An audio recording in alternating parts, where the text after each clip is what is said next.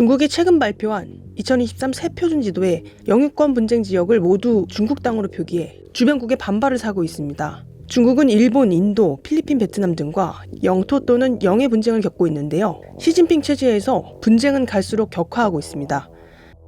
야심차게 내놓았던 1대1로 사업은 저개발국의 경제 발전을 돕기는커녕 경제 규모에 비해 과도한 빚을 지게 해 중국이 놓은 부채에 덫이라는 지적이 꾸준히 제기되고 있는데요. 다음 달 열리는 제3회 1대1로 정상포럼에서 현재 같은 분위기라면 시 주석은 개도국 정상들만 모아두고 자화자찬을 할 것으로 보입니다.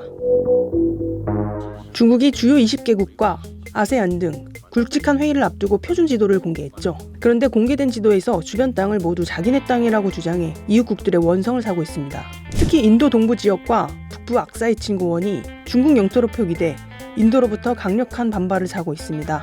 인도와 중국이 국경을 맞댄 구간은 4,060km에 달합니다. 이 중 3,400km는 확정된 국경이 없이 실질 통제선만 그은 채 맞서고 있습니다.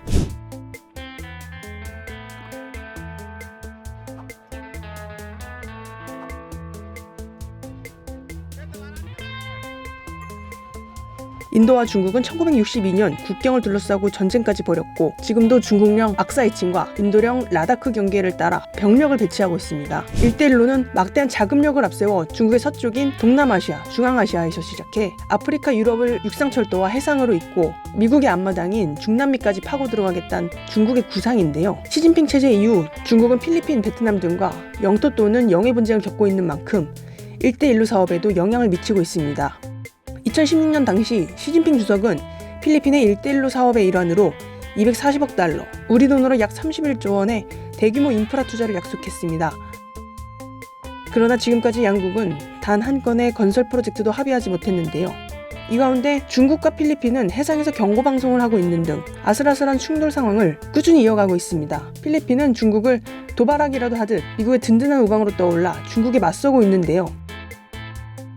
네팔도 사정은 안 좋습니다. 중국의 1대1로 사업으로 지어진 포카라 국제공항은 올해 초 68명이 목숨을 잃는 여객기 추락사고가 발생하며 부실공사 가능성이 제기됐는데요. 문을 연 지 보름 만에 추락사고가 발생하며 당초 중국 민영 회사들이 맡아 짓기로 했던 수력발전소 사업들은 지지부진한 상황이 이어지다가 네팔 정부가 중국의 도움을 받지 않겠다고 밝히며 정리가 됐습니다. 중국의 1대1로 사업이 제대로 된 성과를 내지 못하면서 중국발 투자에 대한 불신도 깊어지고 있는데요. 싱가포르 국제연구소가 최근 실시한 설문조사에 따르면 동남아 6개국 국민들 사이에서 중국에 대한 신뢰가 크게 떨어지는 것으로 나타났습니다. 중국은 2013년부터 1대1로를 통해 중앙아시아와 아프리카 등 개발도상국에서 영향력을 키우려고 했는데요. 최근 주요 7개국 중 유일하게 1대1로에 참여했던 이탈리아는 탈퇴로 가닥을 잡았는데요. 다음 달 베이징에서 제3회 1대1로 정상포럼이 열리는데 지금 같은 분위기라면 시 주석은 개도국 정상들만 모인 자리에서 자화자찬만 늘어놓을 것으로 보입니다.